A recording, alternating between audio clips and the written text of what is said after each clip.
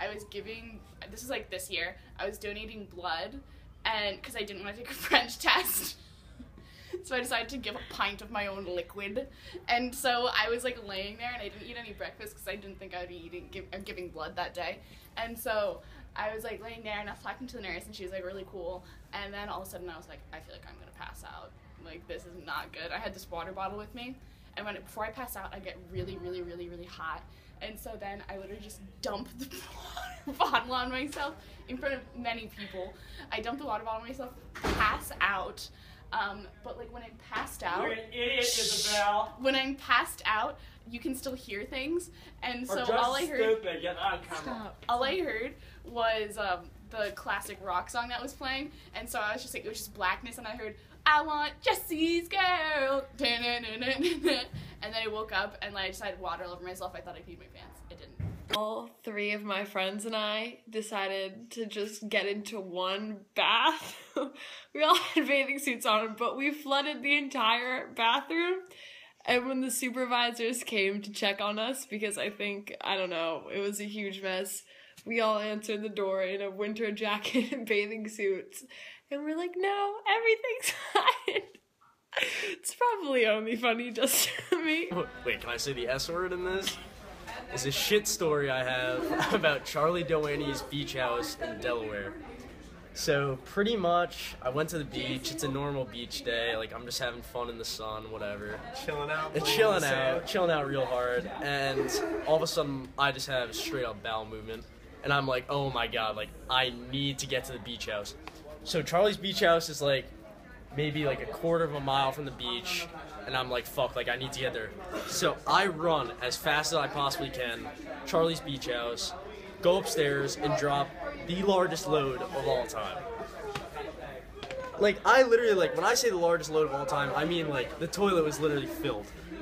and at this point I'm like, fuck, like this is fucking terrible, like, and all the shit. And what I didn't know at the time was that Charlie's water pressure was not that great. So I'm like throwing my toilet paper into the into the toilet, and next thing you know, it's clogged. So I'm sitting there, I'm like, fuck, like what I do, there's no plunger. Like this is Charlie's beach house, like I want to be able to go here again, I need to treat it with respect. So I'm like, shit, I can't find anything. And for some reason, I just left it. So I go back to the beach, I'm like kind of nervous, like I'm hoping like one of the parents walks in and is like, oh, that's probably Charlie that left that there or something. So I go back to the beach, everything's fine, and it hits me again. I'm literally like, oh my god, not again. I cook it back to the beach house. I'm like, shit, like I gotta find another toilet now. I can't use the one upstairs in Charlie's room. So it's like, I go downstairs and I go to the bathroom, like I guess you could call it the master bathroom, because it was like his parents' bathroom. I go in, drop another disgusting, absolutely gigantic load, and toilet's filled again, and I'm like, oh shit, like I'm not clogging this one, like I'm gonna put the toilet paper in like a separate batch, so I'm gonna flush it and then do my business again or whatever.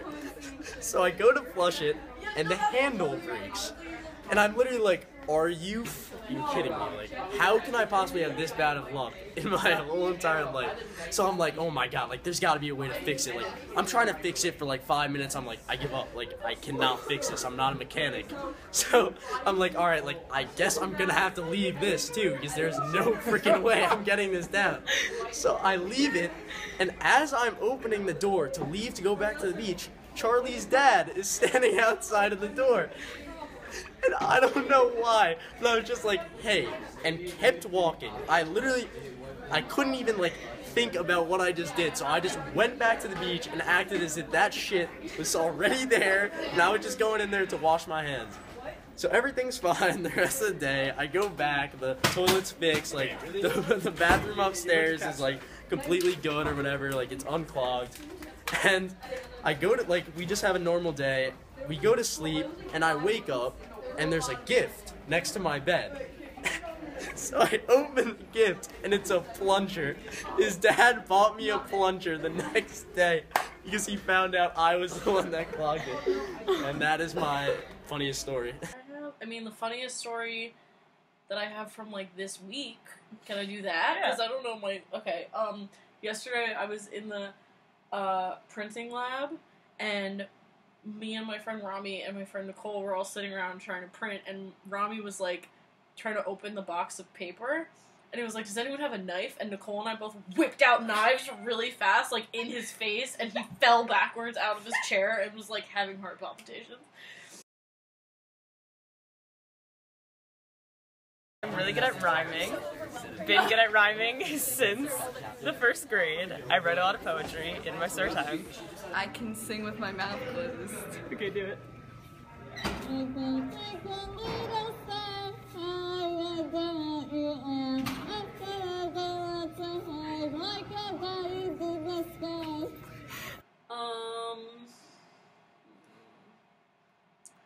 I'm really good at using a bandsaw.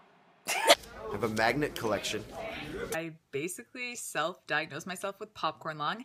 Its official name is bronchiolitis obliterans, and it's basically this disease where you eat too much popcorn, because I have like a bag or 2 of microwavable popcorn a day, like big ones, and it's basically where you eat so much popcorn that the chemicals from the microwave shrivel the bronchioles in your lungs, and yeah, it's irreversible.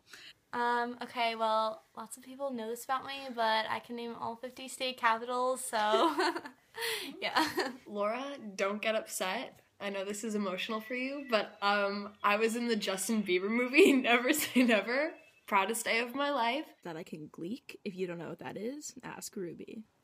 I have the most flexible nose that you'll ever meet in someone. I can move it in any which way, so it's pretty cool, very flexible, very bendy. I have really fat toes. My family actually owns an alpaca farm. Like, we have 18 alpacas.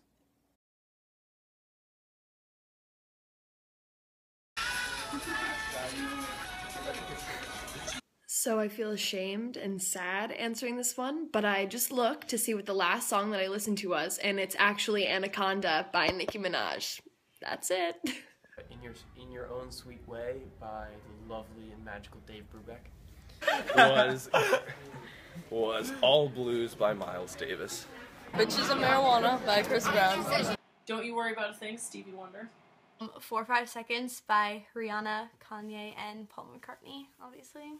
Slow Dancing in a Burning Room by John Mayer. I'm in a throwback John Mayer phase right now. Don't know if I'll ever be out of that phase. The last song I listened to on my iPod was I Got This by Mike Sabbath. Latch by Disclosure. By Reflections on iTunes. Okay, go. The last song I listened to was I by Kendrick Lamar.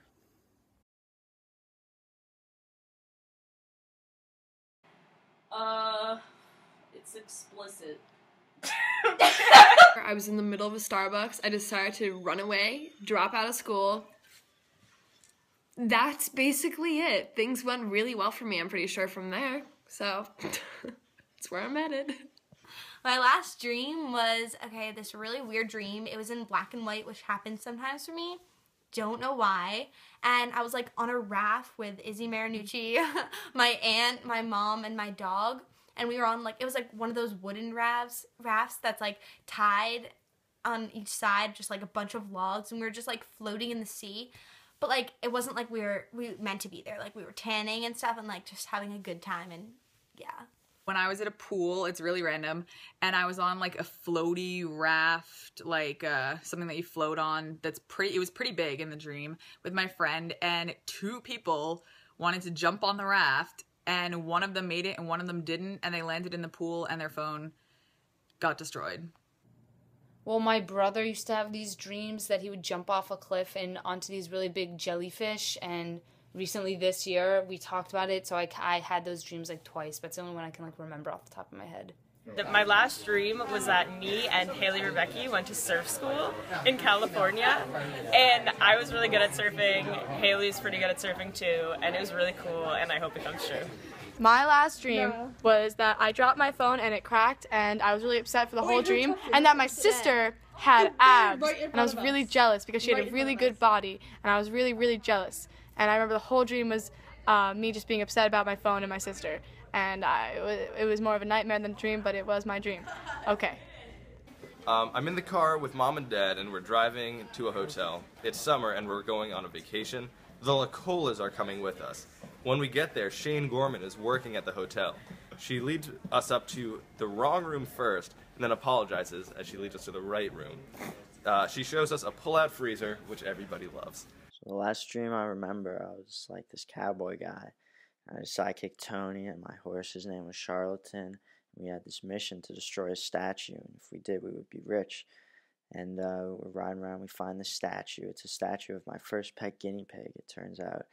I was conflicted. I didn't want to destroy a statue of one of my dead pets, and Tony's like, do it, Shane, do it, Cowboy Shane. And Charlatan was like, I mean, he didn't like say anything because Charlatan's a horse. And so I did it, and we were really rich, and then I woke up. Knock, knock. Who's there? Pussy ass bitches. Knock, knock. Who's there? Spell. Spell who? Okay, fine. WHO. Knock, knock. Who's there? Dwayne. Dwayne who? Dwayne the bathtub. It's overflowing. Knock, knock. Who's there? Harry. Harry who? I don't know. You suck. Hurry up, it's cold out here. Harry Houdini. Knock, knock. Who's there? Lettuce. Who's there? Let us in! Okay, bye, Jonah. Kids. Okay, knock, knock. Who's there? You who? You who? Yo, big summer blowout. Knock, knock. Who's there? Interrupting cow. Interrupting cow. Knock, knock. Who's there? Boo. Boo hoo. Ah, you're not scary because you're not a real ghost. Knock, knock. Who's there? You're in. You're in who? You're insecure. Don't know what for. Okay, knock, knock. Who's there? Me. Go away, you ignorant slut.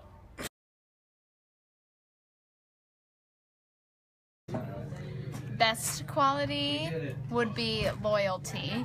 You always gotta have the loyal friends and dogs too, by the way. And the worst quality in someone, I guess, would be someone who's arrogant and thinks too highly of themselves. Worst quality someone can have is greed, and I think the best quality is empathy. Okay, so the best quality a person can have is something I like to call intellectual curiosity, which means you realize that not everything is at a superficial level, and you sort of have the desire to find deeper meaning in things, and then sort of engage in meaningful discord about those things that you found with other people. And then I would say the worst quality a person can have is like a very particular combination of ignorance, blind optimism, and stupidity. And if you think really hard about it, I'm sure you can find at least 2 people in your life who have these qualities. Some of the best qualities of a person can be humility, because I think that when you come in humble to any situation, you're able to learn a lot about what the other person has to offer, and it also makes you more approachable to the other person. So it opens you up to friendships and situations you might not normally have been opened up to. And the worst? The worst quality in a person, I believe, is arrogance. Someone who thinks that they already know everything there is to know. So I think the best quality somebody could have is to be funny. I don't know, it's amazing if you can make somebody laugh. And the worst, just being annoying. Whether I don't know how to explain it. Obnoxious, annoying. We all know one of those people. Bandit. Like that. That's like pretty annoying if Bandit right now. So that's my answer. Worst, people who lie a lot, fucking misogynistic dudes. Best, probably funny people and people who are just like there for you, like all the time when you need them. People you know you can just call up and be like, hey, I'm having like a really horrible day, and they'll just sit and talk to you. I think the best qualities a person can have is humor and like compassion, or their ability to be compassionate. And the worst wait, what was it? The worst what? Quality. Oh, quality a person could have. I think superficiality ruins a person, so.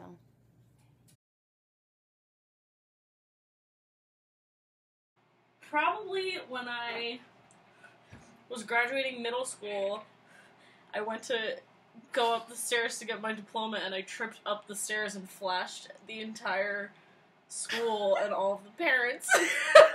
And my mom got it on video too. Oh, God. Probably when I was at a Knicks game and I was like 12 or 13 and I was eating popcorn, classic, and we were like sort of in the front row, like one of the first few rows, and we got up to leave early, like my family and I, and then when we were leaving, I tripped and fell to the ground and the popcorn went everywhere, and it basically went on the court, like not really, but sort of, and the guys had to kind of be like, wait, don't play yet, we need to clean up this popcorn, and I was like, ah. So just the thought of my embarrassing story is really making me sweat, which is really great.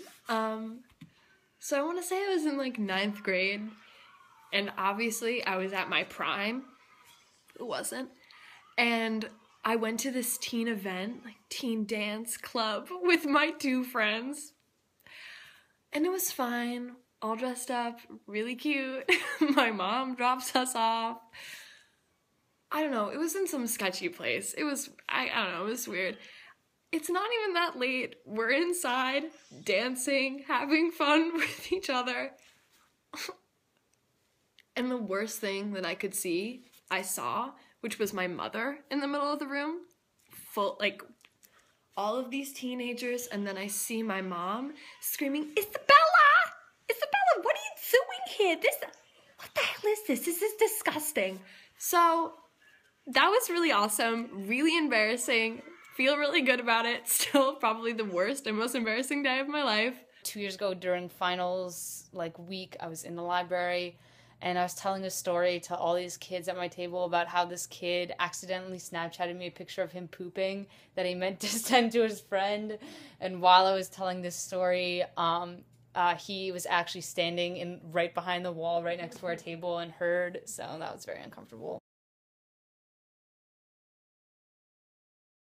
Ed Westwick, Chuck Bass, I would probably just ask for his hand in marriage. It wouldn't be anything major. Or any of the MagCon boys. I would meet Charlie Sheen and just ask him all about his life and ask him all about winning. Like, it's really a toss-up for me between, like, Justin Bieber and Hillary Clinton. It would be Miles Teller, and I would say, will you marry me? So I'd probably want to meet Junie Cortez, Daryl Sabrero's character from Spy Kids. I'd ask him like important questions about like being a spy. What color socks do you like to wear? Coke or Pepsi? How long has it been since you've last showered? I always pick my lip, and also I always eat my food really weird. I always eat with my hands, and I pick my whole food apart and then eat it. And I'll eat the whole thing, but I have to eat it a certain way. So like I'll pick a little part of a crust and then a little part of the inside, and then I eat all the parts that I want first of whatever it is, and then the parts that I don't want last. I like scratching people. Well, because my nails are so long and like pointy that I just like. I really like the sound of butter being spread on freshly toasted bread. So sometimes I'll like toast a piece of bread and take a butter knife and spread butter on it and just listen to that for a while. I don't know, sometimes when I'm bored or stressed, I'll like pop out my thumbs, which is like pretty disgusting. So I need to use those those like Tux medicated wipes when I go to the bathroom because I'm really concerned with hygiene. So I always have one in my pocket. Like I carry one wherever I go. And I was at work the other day, and this guy I worked with, Chad. It was the first thing in the morning, and I said, "Chad, how you doing?" He's like, "Good, good. I gotta go take a crap." And I said, "Hang on a second here. I got one of these things for you." He came back to my office like 10 minutes later, and he goes, "These things, game changer." That's all, folks.